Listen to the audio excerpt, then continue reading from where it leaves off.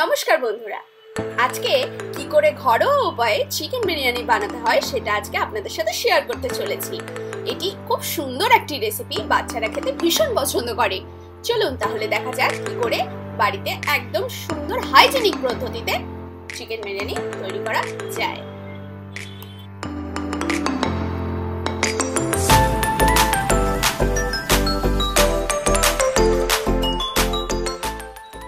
এখানে আদা আর রসুন রয়েছে, তারপরে রয়েছে টক দই যেটা দিয়ে ম্যারিনেশন হবে। এবার কিছু স্পাইস রয়েছে, যেমন হচ্ছে জিরে বাটা, লঙ্কার গুঁড়ো, এটা হলো বিরিয়ানি মশলা আর টারমারিক। ঠিক আছে, তাহলে এটা দেখা হলো। এবার চলে এলাম আমরা স্যাফরন, তার মানে হলো কেশর। দুধ দিয়ে সামান্য পরিমাণে কেশরের সাথে জল দিয়ে মেশানো হয়েছে, জল নয় দুধ দিয়ে মেশানো হয়েছে। এবার এটা শুধু গন্ধের জন্য ব্যবহার করব আমরা। এবার এখানে মোটো 300 গ্রাম মতো আমরা মুরগির মাংস নিয়েছি। যেহেতু আমরা চিকেন বিরিয়ানি এখানে তৈরি করব, সেই জন্য আমরা এখানে 300 গ্রাম মতো চিকেন বিরিয়ানি এর জন্য চিকেন নিয়ে নেওয়া হয়েছে। দেখে নিন ভালো করে, বেশ ভালোই আমরা হাড়ওয়ালা মাংস নিয়েছি। এবার আমরা আদা এবং রসুনটাকে গ্রাইন্ড করব। দেখে নিন, একে একে সব এখন এর মধ্যে দিয়ে দেব।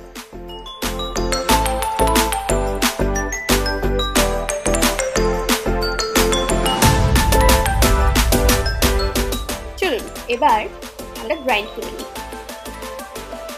প্রথমে আদা এবং রসুন ফার্স্টে গ্রাইন্ড হবে। যদিও এখানে আদা রসুন গ্রাইন্ড করব, তাছাড়া পেঁয়াজটা আমি সাধারণত গোটা হিসেবে ব্যবহার করতে বেশি ভালোবাসি, সেজন্য আমি পেঁয়াজকে কখনো গ্রাইন্ড করব না।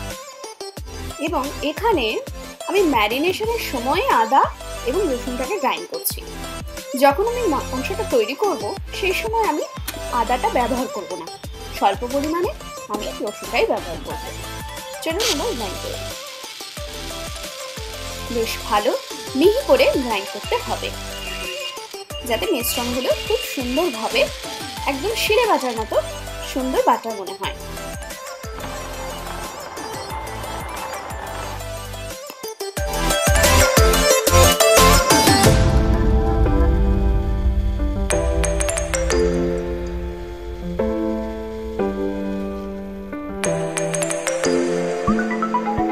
আমাদের বাটা কমপ্লিট হয়ে গেছে।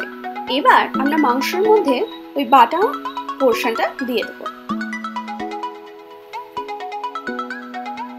এবার একে একে এই মিশ্রণটা দেওয়ার পর একে একে আমরা আর বাকি যে সমস্ত জিনিসগুলি রয়েছে সেগুলো এর মধ্যে অ্যাড করব।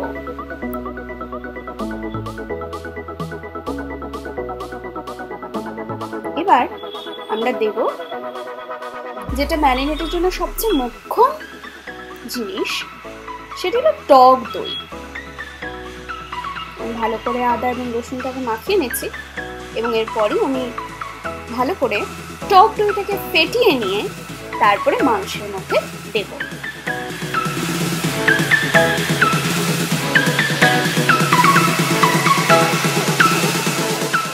মাংস এবার টক দইটাকে ভালো করে ফাটানো হচ্ছে, ভালো করে ফাটাচ্ছি,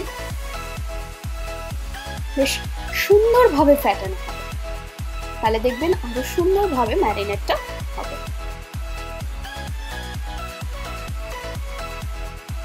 এবার আমি ফ্যাটানো টক দইটা মাংসের মধ্যে অ্যাড করলাম।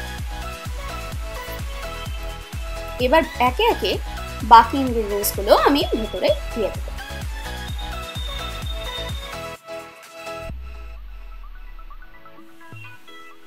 চলুন এবার ইনগ্রেডিয়েন্টস গুলো দিই। ফার্স্টে বিরিয়ানি মশলা,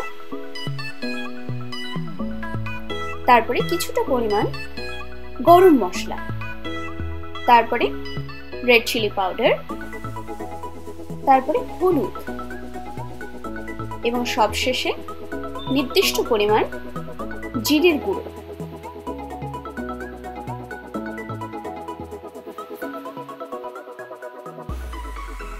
এবার পুরো মিশ্রণটাকে আমরা সুন্দর করে মাখাবো এবং এই মাখানোর অংশটা আমরা 3 থেকে 4 ঘন্টার জন্য আমরা ম্যারিনেট করে রাখবো। আপনারা মনে করলে এটা রেফ্রিজারেটরের মধ্যেও রাখতে পারেন অথবা নাও রাখতে পারেন। আমার মনে হয় যেহেতু আমি একটু গরমের মার্চ মাসে যেহেতু তৈরি করছি, তাই আমি এটাকে রেফ্রিজারেটরে যতক্ষণ না পর্যন্ত বিরিয়ানিটি বানাবো ততক্ষণ পর্যন্ত এটি রেফ্রিজারেটরেই রাখার জন্য ভাবছি। মিশ্রণগুলি খুব সুন্দর করে এখন মাখানো হচ্ছে, খুব সুন্দর করে ফাটানো হচ্ছে। দেখুন কি সুন্দরভাবে মিশ্রণটার মধ্যে একটা সুন্দর কালার এসেছে, খুবই সুন্দর কালারটা। এবার এর মধ্যে আরো কয়েকটা জিনিস অ্যাড করতে হবে। এটা হলো স্যাফরন, যেটা আমি কেশরটা এবার আগে গুলিয়ে রেখেছিলাম সেটা এখন দিয়ে দেব। কেশর ছাড়া যেন বিরিয়ানি গন্ধ মনেই হয় না, সেই জন্য এটা না দিলে মনে হয় না যেন বিরিয়ানির মাংস। চলুন এবার এটাকে ভালো করে মাখানো যাক। এবার আরেকটা ছোট্ট জিনিস যেটা মাংসটিকে আরো সুস্বাদু করে চলবে সেটা হলো গোলাপ জল। এটা আপনি আগে দিতেও পারেন, নাও দিতে পারেন, সেটা আপনার উপর ডিপেন্ড করছে।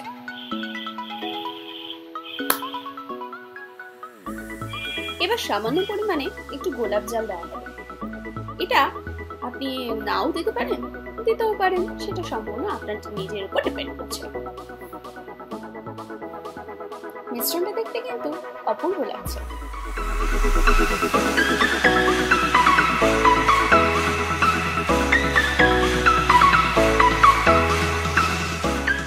আমার মিশ্রণ তৈরি হয়ে গেছে।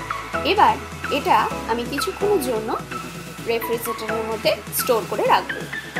আপনি এটা চাইলে কয়েকদিনের জন্য, আপনি এটা কিছুদিনের জন্য রেফ্রিজারেটরে স্টোর করে রাখতে পারেন। চলুন এবার পরের স্টেপে যাওয়া যাক। এটা আমার টোটাল ইনগ্রেডিয়েন্টস। এবার আমাদের রান্না শুরু হবে।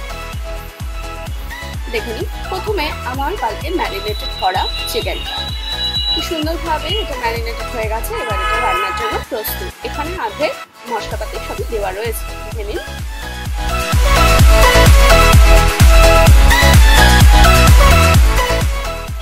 এবার আলুটা দেখে নেবো। আলুটা বেশ ছোট ছোট ডুমো ডুমো করে কাটা হয়েছে। এর থেকে ছোট চাইলে আপনারা কেটে নিতে পারেন, তাহলে সিদ্ধটা খুব তাড়াতাড়ি হবে। এটা বেরেস্তা, যেটা আমি আগে থাকতে ভেজে নিয়েছি। বেরেস্তা ছাড়া বিরিয়ানি ভালো লাগে না।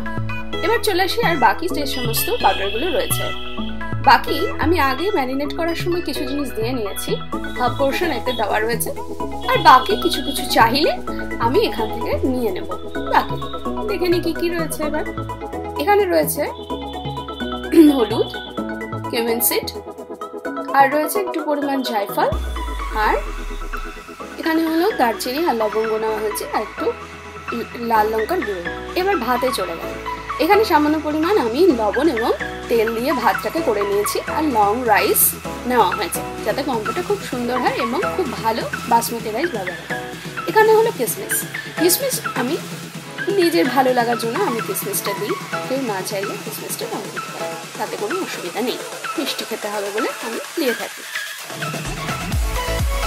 এবার রয়েছে মাংস তৈরি করার জন্য পেঁয়াজ। আমি কিছু সামান্য একটু চিনি ব্যবহার করব, খেতে মিষ্টি হবে বলে। এটা আমার নিজস্ব পছন্দের। তাহলে এই হলো আমার মোট যা যা লাগবে। এবার একটু বিরিয়ানি মশলা, আমি সামান্য পরিমাণ বিরিয়ানি মশলা দেবো। দেখুন বিরিয়ানি মশলার মধ্যে সব রকম মশলাপাতিগুলি রয়েছে, যেটা পূর্ব থেকে বানানো হয়েছিল। দেখুন সমস্ত জিনিসগুলো এর মধ্যে বাটার মতো আছে, বেশ ভালো লাগছে দেখতে। ঠিক আছে, তাহলে এই জিনিসগুলো আমি দেব। ওকে, এবার শুরু করা যাক তাহলে আমাদের রান্না। আমি পরিমাণ মতো লবণ ব্যবহার করব। এবার আমি আলুগুলো প্যানে দিয়ে দিয়েছি। এবার আমি ভেজে নেব আলুগুলো। সামান্য নুন এবং হলুদ দিয়ে ভাজবো, এবং প্যানের মধ্যে আগে থাকতে একটু পরিমাণ তেল দেওয়া ছিল। আমি যে তেলে বেরেস্তা ভেজেছি সেই তেলে আলুটা আমি ভাজবো। হলুদ, একটু সামান্য পরিমাণে লবণ দেব।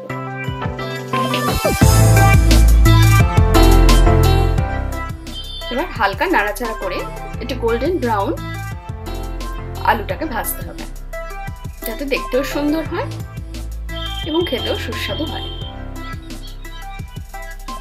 আলুটা মোটামুটি গোল্ডেন ব্রাউন হয়ে আসছে ধীরে ধীরে, তো আমি সেটা নামিয়ে নেব একটু পরে। আমার হয়ে গেছে। এবার আমি মাংসটা তৈরি করার জন্য আগে পেঁয়াজ দেব। পেঁয়াজটাকেও বেশ সুন্দর গোল্ডেন ব্রাউন করে ভাজতে হবে। সামান্য পরিমাণ লবণ এবং বাকি যে সমস্ত মশলাগুলি রয়েছে সেই সমস্ত মশলাগুলি ওর মধ্যে দিতে হবে।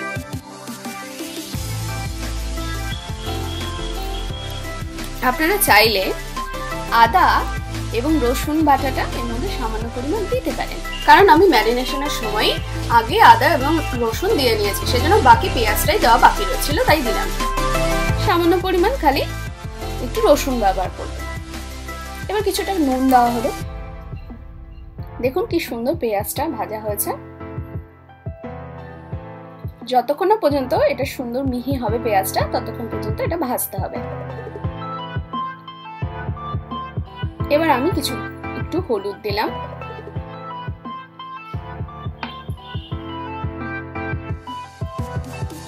এবার বাকি যে সমস্ত মশলাগুলি রয়েছে সব একে একে দেওয়া হবে। এবার এর মধ্যে আমি রসুনটা দিয়ে দিলাম।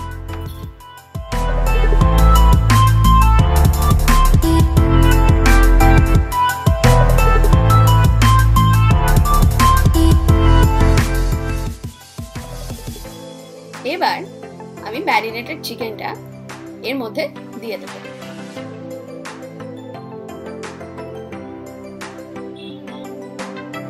সমস্ত মশলাটাই দিতে হবে, কারণ এই মশলাটাই বিরিয়ানিতে যেটা গ্রেভি হিসেবে লাগবে সেটা দিতে হবে এখানে।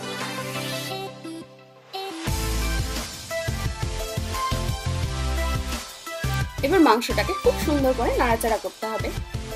আপনারা চাইলে একটু জলও দিতে পারেন। আমি এখানে জল, চিনি দুইই দেব, যাতে একটু মিষ্টি মিষ্টি খেতে হয়। আপনারা চাইলে এর মধ্যে কিশমিশ, বাদাম দুটোই দিতে পারেন।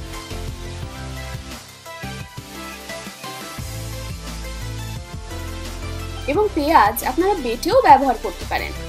আমি এখানে একটু আস্তে আস্তে পেঁয়াজ রেখেছি, কিন্তু বেটে ব্যবহার করলে পরে গ্রেভিটা আরো বেশি ঠিক হবে। যেহেতু আমার বাড়িতে সবাই একটু আস্তে আস্তে পেঁয়াজটা খেতে ভালোবাসে, সেই জন্য আমি এখানে আস্তে পেঁয়াজ ব্যবহার করেছি। আপনারা চাইলে একটুখানি গোলমরিচও দিতে পারেন, গোলমরিচের গন্ধটা বেশ ভালোই লাগে। আমি এটা পুরোটাই হাই ফ্লেমে তৈরি করছি। প্রেসারে দিয়েন না, কারণ প্রেসারে দিলে পরে মাংসটা একদম গলে যাবে।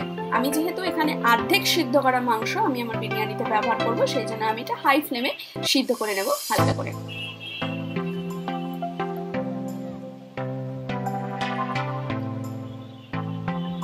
একে একে মশলাগুলো দিয়ে দেওয়া হচ্ছে। সামান্য পরিমাণ চিনি দিলে একটু কালারটা সুন্দর আসে, একটু গোল্ডেন গোল্ডেন কালারটা আসে, সেই জন্য আমি এখানে চিনিটা দিই। আপনারা চাইলে নাও দিতে পারেন।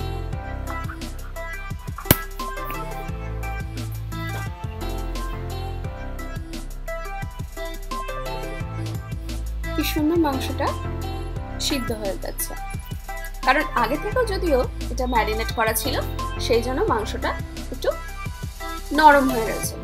দেখুন কি সুন্দর মাংসটা নরম হয়েছে। টক দইয়ের জন্য দেখতে একটু সাদা হয়েছে। আপনারা যদি টক দইয়ের পরিমাণটা একটু কম দেন, তাহলে এই সাদা ভাবটা থাকবে না। এবার আমি ঢেকে দেব।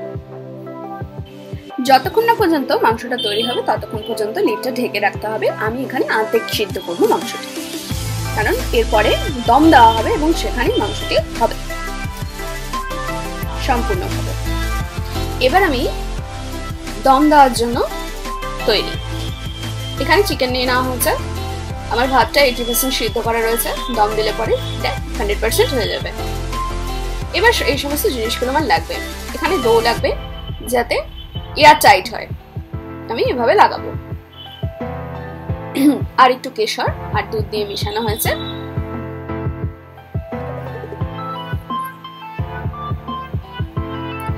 একটুখানি বিরিয়ানি মশলা, একটুখানি বেরেস্তা, আর আলুটা আমি সামান্য সিদ্ধ করে রেখেছি, আর কাজু কিশমিশ জল দিয়ে ধুয়ে রাখা হয়েছে।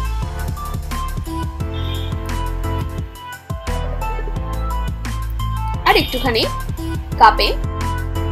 কাপে সামান্য পরিমাণে রোজ ওয়াটার দেওয়া আছে। আমি একে একে আমি একটা করে লেয়ার তৈরি করব। প্রথমে দেওয়া হলো ভাতের লেয়ার।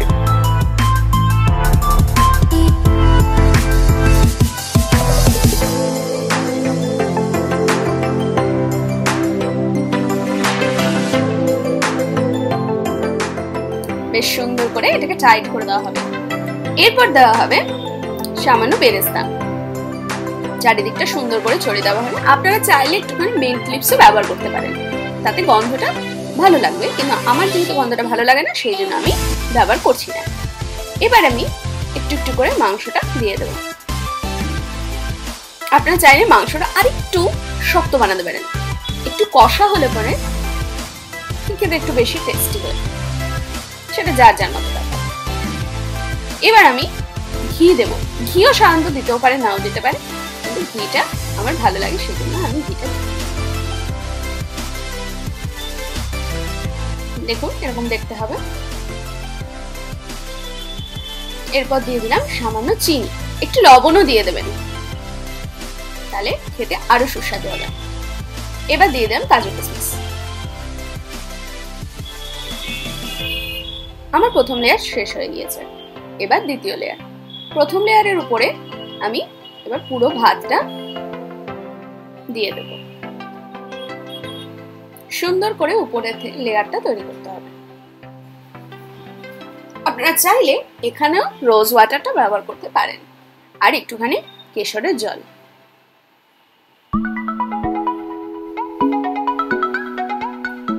এবার আমি সেকেন্ড লেয়ার তৈরি করার জন্য প্রস্তুত করছি।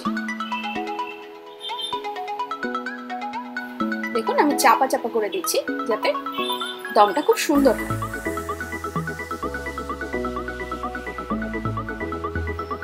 এবার আমি ঠিক একই প্রসিডিওরে সেকেন্ড লেয়ারটা বানাবো।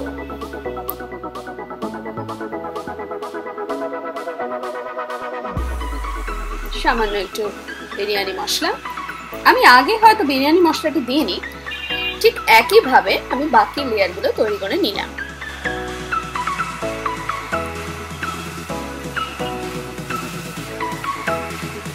একদম সেম প্রসিডিওরেই প্রত্যেকটা লেয়ার যেটুকু আপনাদের হাত আছে ঠিক সে কটাই লেয়ার হবে, ঠিক সেইভাবেই একে একে তৈরি করা হবে। এবার এটা আমি একদম টপে আমি বাকি যে বেরেস্তাগুলো রয়েছে সেগুলো দিলাম, আর একটু পরিমাণে আমি রোজ ওয়াটার ছড়িয়ে দেবো গন্ধের জন্য, আর ঘি আর একটু স্যাফরনের বাকি যে সম্পূর্ণ জলটা রয়েছে সবটাই দিয়ে দেবো। এটা সামান্য পরিমাণে নুনটা দেবেন, তাহলে নুনটা না দিলে পরে টেস্টটা আসবে না। সামান্য পরিমাণে একটু লবণটা দেবেন। আপনারা লবণটা না চাইলে নাও দিতে পারেন, কারণ মাংসের মধ্যে আগে থাকতে লবণ দেওয়া ছিল। আমি বাকি মাংসের পিসগুলো সব চপে দিয়ে দিলাম। বাকি আলুগুলো আমি একে একে সাজাচ্ছি।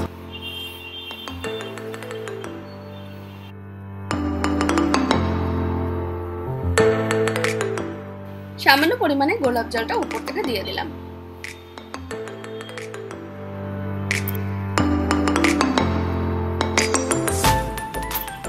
এবার আমি সাইডে এয়ারটাইট করার জন্য সামান্য পরিমাণে আটা ডো বানিয়ে নিয়েছি। এবার আমি হাঁড়ির চারিপাশে এই ডোটাকে লাগিয়ে নেব, যাতে শক্তভাবে হাঁড়ির উপরের লিডটা লেগে থাকতে পারে এবং ভালো দম হয়। বিরিয়ানির দম যদি সুন্দরভাবে না হয় তাহলে খেতে একদমই ভালো লাগবে না।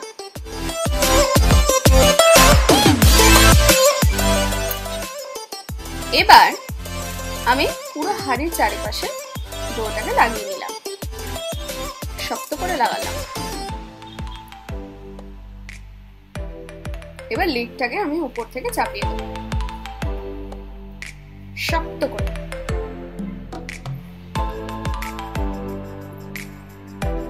আমার দম দেওয়ার জন্য তৈরি আমার বিরিয়ানি। চলুন এবার দম দিই। আমি গ্যাসে বসিয়ে দিয়েছি এবং এটা ভীষণই সিম করে দম দিতে হবে, যাতে আস্তে আস্তে যেটুকু কাঁচা অবস্থায় ছিল সেটুকু সম্পূর্ণটাই দম দিয়ে 100% হয়ে যায়। আমার তৈরি হয়ে গিয়েছে। আমার এটা দম দিতে সময় লেগেছে 10 মিনিট, কারণ আগে অবস্থায় আমি মাংস এবং আলু সবকিছু একটু করে সামান্য পরিমাণ সিদ্ধ করে নিয়েছিলাম। সেই জন্য আমার বিরিয়ানি তৈরি হয়ে গেছে। সাথে আমি সামান্য একটু রায়তাও বানিয়েছি। তাহলে এইভাবেই আপনারা তৈরি করে ফেলুন আপনাদের বাড়িতে আপনাদের পরিবারের সবার জন্য চিকেন বিরিয়ানি, ঠিক ঘরোয়া পদ্ধতিতে। একদম থামস আপ বা কোল্ড ড্রিঙ্কসের সাথে শেয়ার করবেন, তাহলে খেতে আরো সুন্দর লাগবে।